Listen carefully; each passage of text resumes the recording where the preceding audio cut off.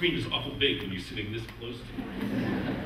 It's like an IMAX version of that experience. All right. Well, it is my pleasure now to turn things over to a man not known for mincing words.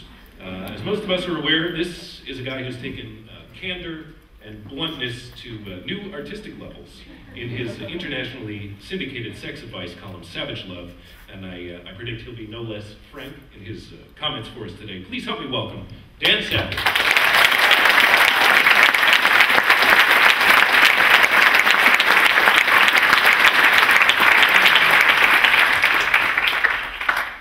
Unaccustomed as I am to not working in a Q&A format, I'm sure I'm gonna fuck this up.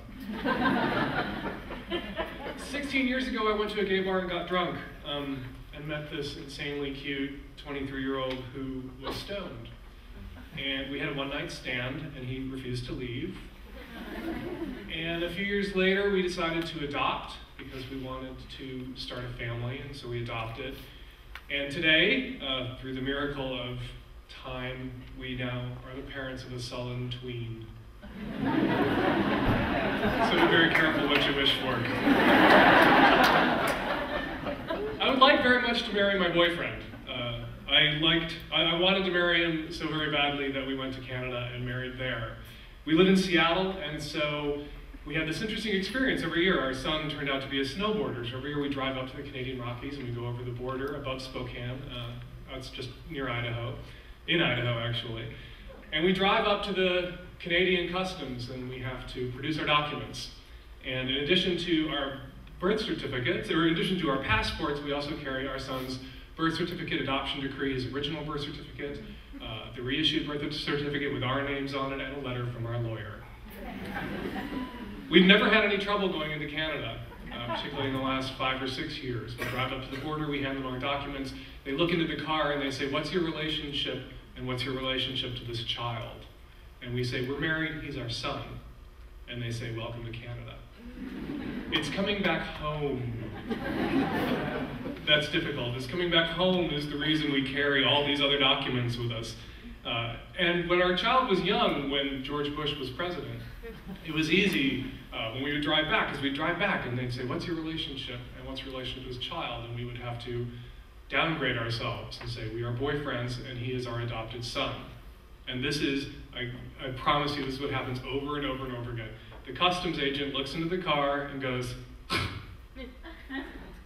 in the face of our son, scoffs at what we've just told him, that we have an adopted son and that we are together.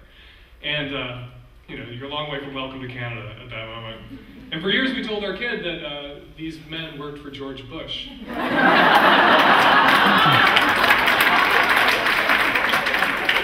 And that's why they were assholes. Now these men work for Barack Obama, and our son is no longer satisfied with that answer. Well, they were hired by George Bush, these guys. The guys Barack hired haven't come yet. We should be married. The state of Washington made my partner and I parents to this child.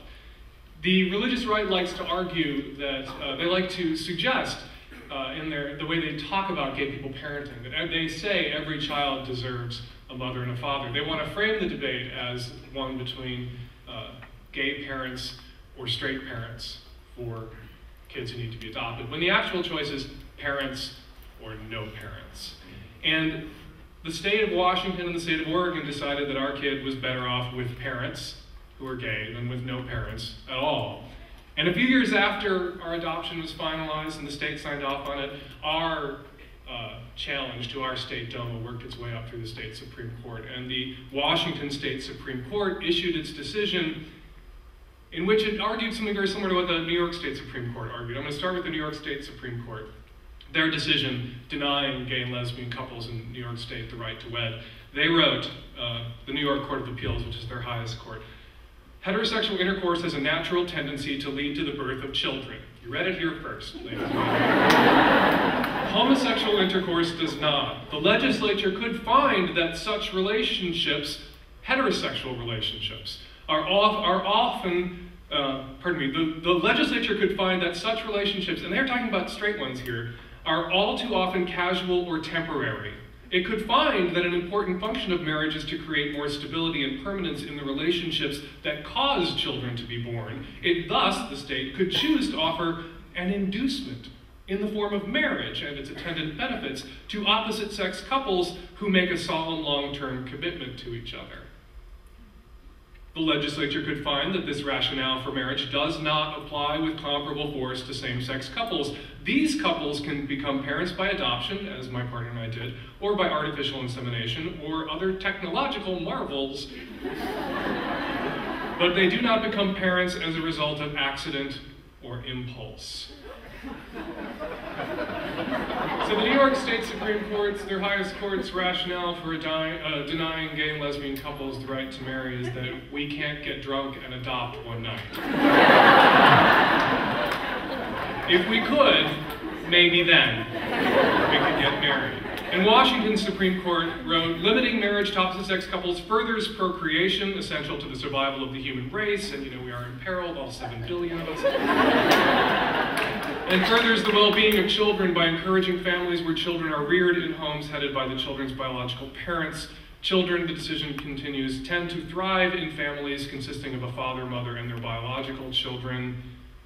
This is a lie.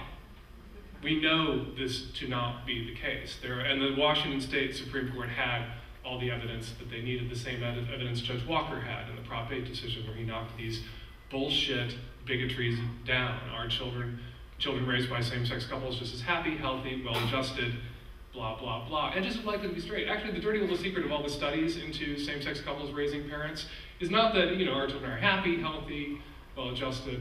Our children are happier, better adjusted. And this isn't because gay parents are magic parents. It is because all gay parents are parents on purpose. Right? We don't have children by accident, which is not to say that the vast and overwhelming majority of heterosexual couples who have a child by accident don't rise to the challenge and are not excellent parents. The vast and overwhelming majority do just that. I include my parents among their number.